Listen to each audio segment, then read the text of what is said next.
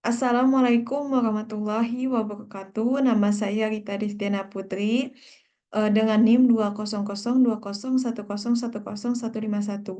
Pada kesempatan kali ini saya akan mempresentasikan proposal proyek mengenai pendirian Madrasah Al-Quran.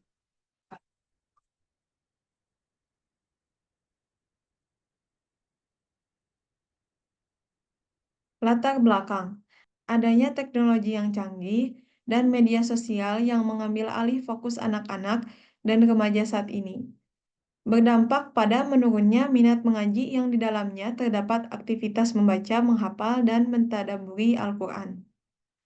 Al-Quran adalah petunjuk hidup manusia. Dengan mengaji, kita dapat lebih mengenal Allah, meningkatkan keimanan kita kepada Allah, dan menjadi generasi yang berakhlak mulia yang dapat menjadi teladan bagi lingkungan sekitar. Madrasah merupakan sarana dan fasilitas yang harus dimiliki oleh desa, salah satunya sebagai bentuk pengembangan karakter yang baik bagi masyarakatnya. Adanya madrasah ini dapat menarik minat anak-anak dan remaja untuk kembali mempelajari Al-Quran. Karena belajar bersama lebih menyenangkan ketimbang belajar sendiri di rumah. Di madrasah, anak-anak dan remaja juga akan diajar oleh pengajar yang kompeten dengan program yang lebih terstruktur dan terarah ketimbang di rumah. Tujuan. Untuk tujuan yang ingin dicapai dengan adanya pendirian Madrasah Al-Quran ini yaitu: satu, meningkatkan kemampuan membaca, menghafal, dan mentadaburi Al-Quran. Dua, membentuk generasi Qurani. Tiga, menanamkan nilai-nilai agama dan moral. Empat, meningkatkan kualitas ibadah. Lima, menyediakan pendidikan terjangkau. Visi dan misi Madrasah Al-Quran. Visi. Menjadi pusat pendidikan Al-Quran terkemuka di desa yang mencetak generasi Qurani yang berakhlak mulia, berilmu, dan mampu mengamalkan ajaran Islam dalam kehidupan sehari-hari. Misi. Satu, menyediakan pendidikan Al-Quran yang berkualitas dengan menyelenggarakan program pendidikan yang komprehensif dan berkualitas tinggi dalam bidang tahfiz, tafsir, dan tajwid. Dua, mengembangkan karakter Islami dengan membentuk karakter peserta didik yang berakhlak mulia, jujur, sabar, dan bertanggung jawab melalui pembelajaran nilai-nilai Al-Quran. Tiga, meningkatkan kualitas ibadah dengan membekali peserta didik dengan pengetahuan dan keterampilan yang diperlukan untuk melaksanakan ibadah dengan benar sesuai dengan tuntutan syariat Islam. 4. Menyediakan akses pendidikan yang terjangkau dengan menyediakan akses pendidikan Al-Quran yang terjangkau bagi seluruh lapisan masyarakat desa tanpa memandang latar belakang ekonomi, yaitu terdiri dari pembina, kemudian ada ketua, wakil ketua, sekretaris bendahara, kepala sekolah, kemudian ada guru tahfiz, tafsir, dan tajwid. Yang terakhir yaitu petugas kebersihan. 5. Membangun lingkungan belajar yang kondusif dengan menciptakan lingkungan belajar yang nyaman, aman, dan mendukung proses pembelajaran Al-Quran.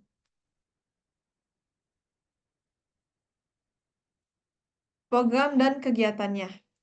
Untuk kelas tahfiz, programnya yaitu bertujuan untuk membantu peserta didik menghafal Al-Quran dengan metode yang efektif dan menyenangkan. Jadwalnya hari Senin sampai Jumat dengan waktu pada jam 16 sampai jam 18. Target pesertanya anak-anak, remaja, dan dewasa. Untuk kelas tafsir, program ini bertujuan untuk memberikan pemahaman mendalam tentang makna dan konteks ayat-ayat Al-Quran. Jadwalnya pada hari Sabtu jam 9 pagi sampai jam 11 siang. Target pesertanya yaitu remaja dan dewasa. Untuk kelas tajwid, program ini bertujuan untuk memperbaiki bacaan Al-Quran peserta didik sesuai dengan kaidah tajwid. Jadwalnya hari Minggu jam 9 sampai jam 11. Target pesertanya yaitu semua usia.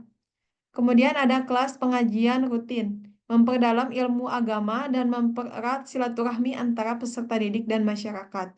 Jadwalnya hari Jumat jam 7 sampai jam setengah 9 malam untuk targetnya peserta semua usia. Rencana anggaran. 1. Biaya pendirian. Untuk renovasi pembangunan, perbaikan, dan pengecatan dinding, pemasangan lantai, perbaikan atap dan jendela, anggarannya 50 juta.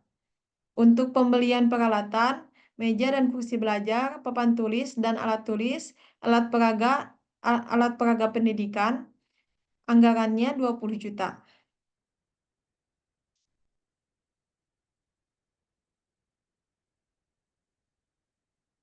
Untuk biaya operasional bulanan, yaitu terdiri dari gaji staf pengajar, yang terdiri dari kepala sekolah, anggarannya 3 juta, guru tahfiz 2 juta, guru tafsir 2 juta, guru tajwid 2 juta, petugas kebersihan 1 juta, biaya listrik dan air 1 juta, biaya alat perawatan dan kebersihan 500.000, biaya alat tulis dan bahan ajar 1 juta.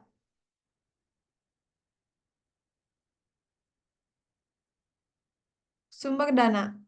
1. Donasi masyarakat, kegiatan sosial dan pengajian. 2. Sponsor, perusahaan lokal dan individu yang peduli pendidikan agama. 3. Kerjasama dengan lembaga terkait, yaitu lembaga-lembaga keagamaan dan yayasan. 4. Bantuan pemerintah, yaitu pemerintah daerah atau Kementerian Agama.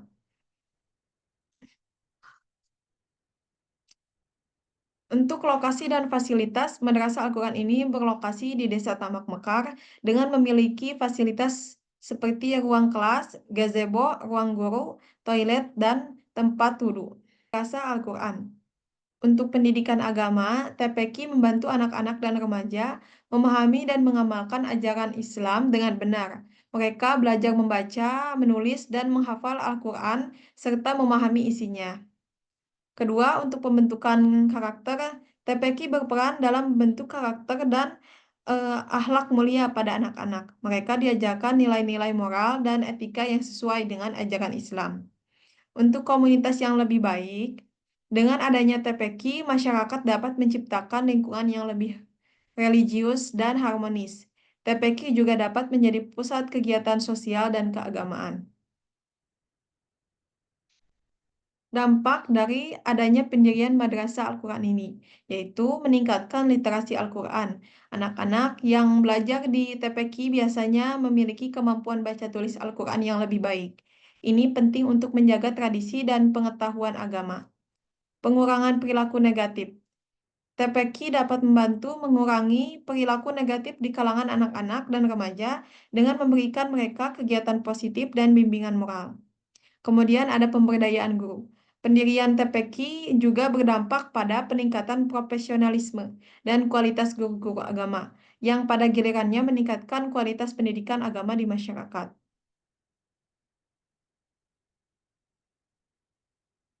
Kesimpulan, pendirian Madrasah Al-Quran bertujuan untuk menyediakan pendidikan agama yang berkualitas bagi anak-anak dan remaja di masyarakat, membantu mereka memahami dan mengamalkan ajaran Islam dengan benar, memberikan manfaat signifikan, termasuk meningkatkan literasi Al-Quran, pembentukan karakter yang baik, dan pengurangan perilaku negatif di kalangan anak-anak dan remaja. Untuk merealisasikan ini diperlukan dukungan dari berbagai pihak, termasuk pemerintah, masyarakat, dan donatur.